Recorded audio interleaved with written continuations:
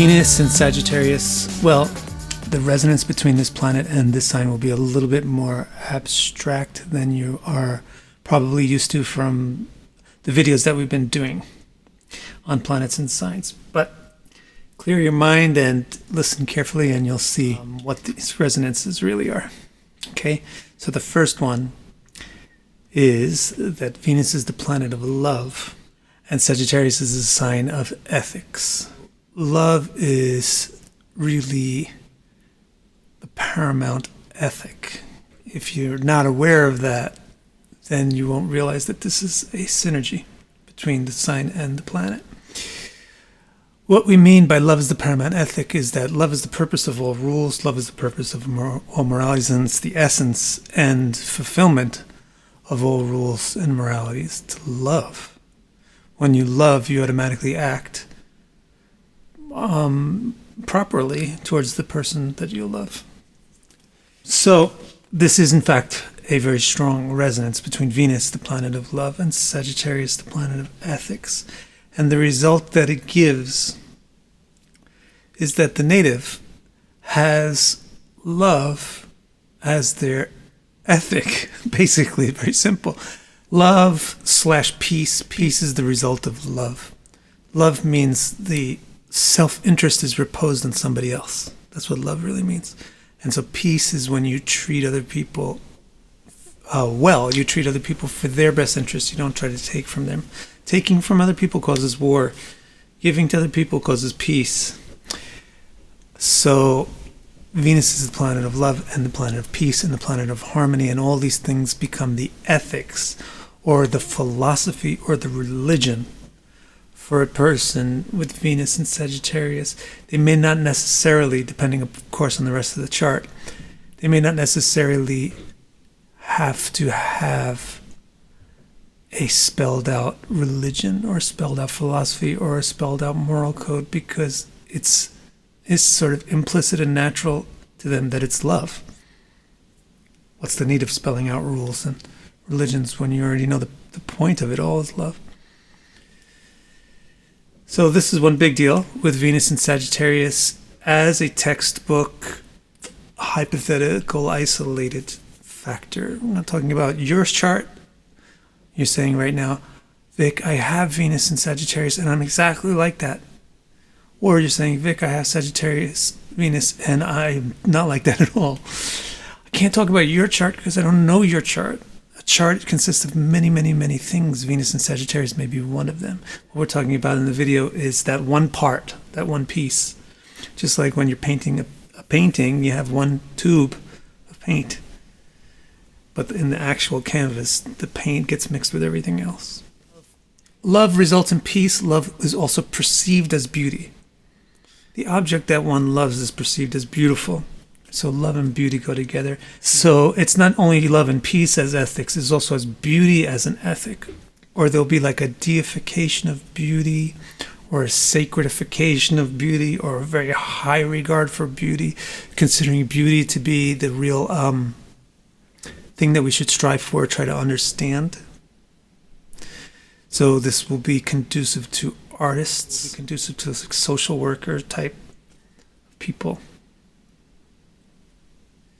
Okay, let's move on and look at another important resonance between Venus and Sagittarius. Venus is the planet of learning because it's the female planet. Female is receptivity. Receptivity means listening. Listening means learning. So Venus, the planet of learning. Sagittarius is the sign of education. So that's a great synergy right there. Also, Venus is the planet for arts. Arts require learning. Arts require skill and practice of skill and the learning of how to use skill. So both of these things come from Venus and synergize with the educational nature of Sagittarius. And the effect is you get a person who's very qualified. In other words, they're very informed. They are well read. They like to learn. They like to read. They like to listen. So they learn. And therefore they become qualified, and therefore they become expert. So Venus and Sagittarius, they have beauty as an ideal, they have love as an ideal, and they also have intellect and learning They try to learn the skills that are required to make beauty and love and peace a reality. And finally, the last important synergy between Venus and Sagittarius is that Venus is the planet of partnership, again, because it's the feminine planet. Femininity has to do with love. Love has to do with unity. Unity has to do with partnership. So Venus is the partnership planet. Sagittarius, it's the broad sign. The two of these things synergize because Sagittarius is quite an inclusive sign. So partnership works well with that kind of attitude. Partnership works well with an inclusive attitude, not an exclusive attitude. If you have an exclusive attitude, you don't want to add things to you or to your unit. And the result that you expect is a person that's good in forming partnerships. So here's a person that is very likable. People want to partner with them. They know how to make relationships. They know how to make partnerships. They know how to make friendships. They have a wide appeal. That's another implication of Venus, which is love, beauty, appeal, being in Sagittarius, which is broad. The Venus, Sagittarius native, they have a wide appeal, and hence they make a lot of partnerships and a lot of relationships. The other ramification of this is not being exclusive means not being narrow-minded or not being closed-minded. This broadness of Sagittarius and the desire of Venus to form partnerships with things makes a person more open-minded, and therefore they aren't really a conservative type. Venus in Sagittarius is a progressive type of a personality or a liberal type of a personality. Inclusive, liberal, progressive, not exclusive, restrictive, or conservative. So now let's take a look at some famous names who are born with Venus in Sagittarius.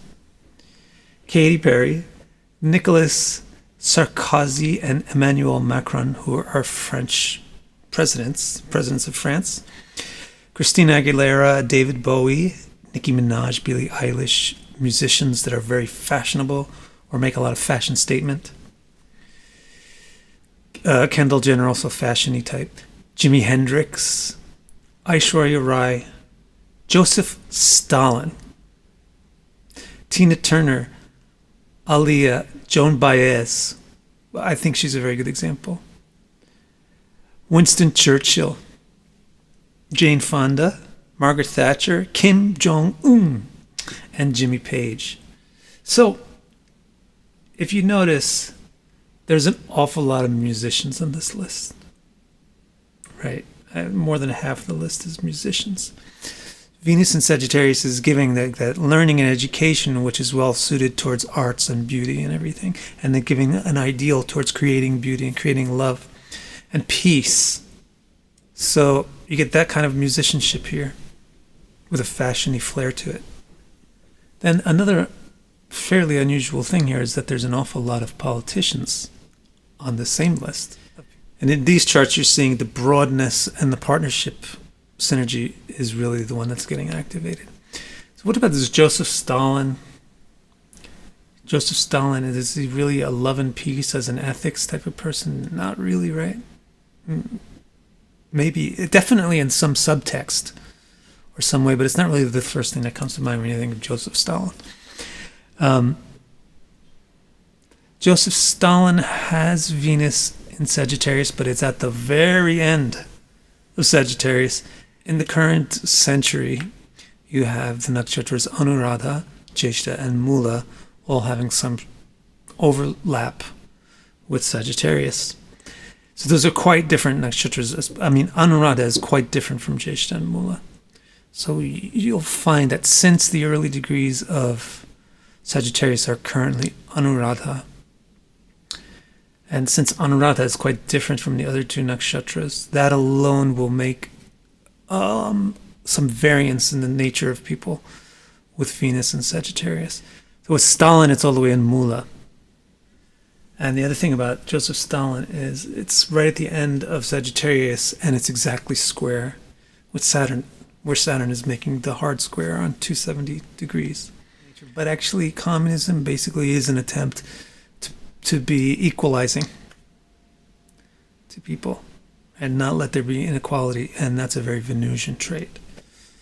So although it would be interesting to look in detail on all these charts, of course I can't really spend that much time doing it, and also we don't really have reliable birth times for most of these people. But I did pick two that I think would be interesting, who have A ratings or higher in their birth time reliability. It's Jimi Hendrix and Margaret Thatcher.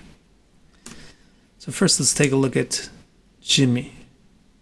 So sure enough, his Venus is in early Sagittarius. It's in Anuradha. It's in the first house as the 11th lord. It's Mul Trikona as the 11th house. So it's primarily the 11th lord in the first house. So this really brings out the artistic side, the artistic potential of Venus in Sagittarius, because the 11th house is the house of artistry. The other really significant thing about his Venus in Sagittarius is that the dispositor is phenomenal. Jupiter would be this dispositor for anything in Sagittarius. Jupiter is exalted and with the moon, but it's in the 8th house, so it's a bit culty or underground or unseen or unknown, unknowable even, or troubled. But this Venus really is getting a rocket boost by the fact that its dispositor is so good, also being in the company of the strongest kind of Raja Yoga you can get.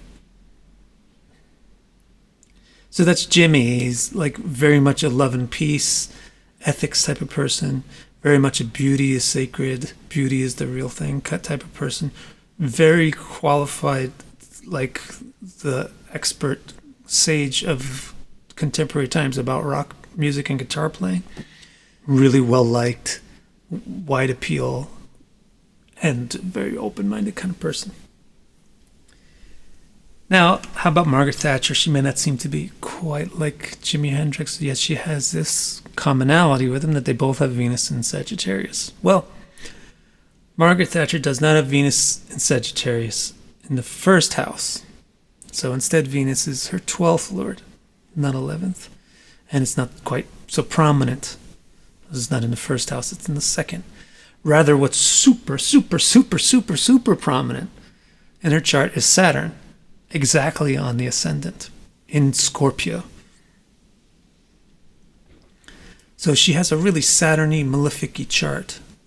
That is going to bring out the politician's chart and the wide appeal. This partnership and broadness thing is going to come out more with Margaret Thatcher, and the love and ethics thing is going to be a subtext. It's just the liberalness of her politics. And the other thing that makes her Venus quite strong, even though it's not in the first house, is that it's fairly far away from the sun. It makes Venus brighter. So there you have it. Hopefully you can see the reason why you have Venus in Sagittarius, and you can talk about the textbook explanation of what it means. But when you actually come into practice, you have Margaret Thatcher on one hand, you have Jimi Hendrix on the other hand. And the difference between the two is, well, one of them's got Venus in Sagittarius, like really defining the chart in the first house, and the other one has Venus in Sagittarius not really defining the chart. Same thing with Kim Jong-il. Kim Jong-il has Venus basically doing nothing in his chart. It's in Sagittarius, aspecting nothing, being aspected by nothing. So you have to really look at the whole chart to understand how impactful Venus in Sagittarius or any planet in any sign is going to be, and then what aspects from that toolkit that Venus in Sagittarius provides, which aspects of that toolkit are going to actually come out and be utilized by the rest of the chart. In Margaret Thatcher's case, it's mostly Saturn utilizing the well-liked, broad appeal and progressive nature of Venus in Sagittarius. In Jimi Hendrix's chart, it's mostly Venus really driving the whole thing as the 11th lord, utilizing the power of the Raja Yoga that she's sitting next to, and utilizing the power of her amazing dispositor. Now, what we do in these videos with the planets and the signs is I show you a consistent technique that you can use for any planet and any sign. And the technique is very simple. You look for where the planet symbolizes something that's very, very similar to what the sign symbolizes. And once you find that, you assess whether or not the planet and the sign are harmonious about that thing or whether they're antithetical about that thing. The dissonant resonance reveals what's complex or difficult for the native. The harmonious resonance, on the other hand, indicates what's easy, what comes natural, what's an inherent strength for the native. What I'm teaching you really is the method of how to do astrological interpretation by going down into the engine of the symbolism and comparing the parts. The actual interpretation that you should give is going to be individualized per the individual chart. So if you have person A with the moon in Scorpio and person B with the moon in Scorpio, it's not going to be exactly the same interpretation. Because person B's moon might have an aspect from something and person A's moon doesn't, etc., etc., etc., etc., etc. But what I'm showing you in the videos is the backbone of what a planet in a sign symbolizes. And once you understand that backbone, you modify it based on the circumstances, the extraneous circumstances that are affecting an individual chart. So I hope you really like this system, not just this one video, but all the videos that we do on the planets and the signs. We'll do them all. And I hope you subscribe to the channel so you don't miss any of those. And I hope to see you around soon. Thank you.